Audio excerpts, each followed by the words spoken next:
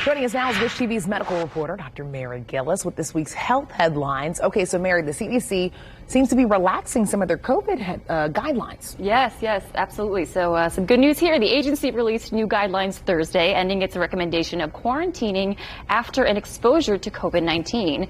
It also no longer suggests people stay at least 6 feet away from others to reduce the risk of exposure. For schools, the CDC removed the guideline that suggested students who may have been exposed to COVID tested negative regularly to remain in class.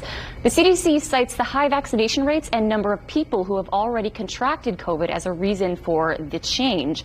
It says it is now focused on protecting people from severe illness due to the virus. The new guidelines suggest contact tracing should be limited to hospitals and places where high-risk groups live, like nursing homes. Wow. You know, it's interesting because we were talking to Dr. Adams about this last night.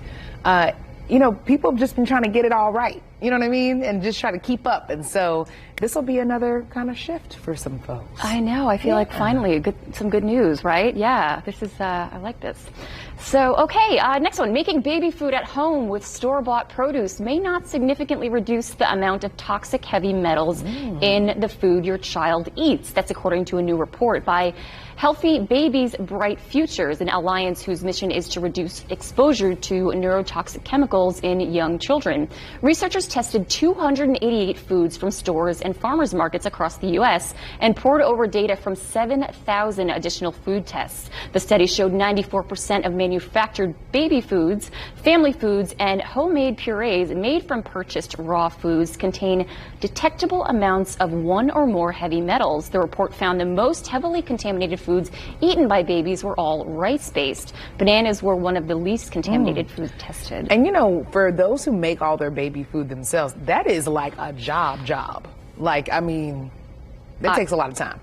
Yeah, I couldn't do it. I mean, wow. I mean, my goodness. So, you know, this is good to know so that way you make sure that your work is not being done in vain. Right. Oh, very good point. Yes, absolutely. You know, I think these things are sort of kind of unavoidable at times, but like, okay, let's, more bananas, less rice. Yeah. Right. Okay. Yes, we like bananas, as my godchild says. Give me some bananas. Okay. That's fine. Like, I know what you mean.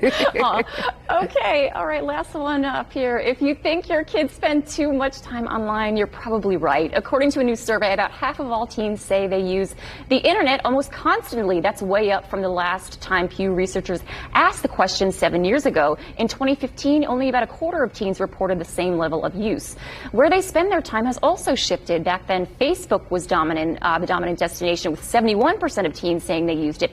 Now only 32% use the social media platform. These days they're on YouTube, TikTok, Instagram, and Snapchat. 97% of teens said they use the internet daily.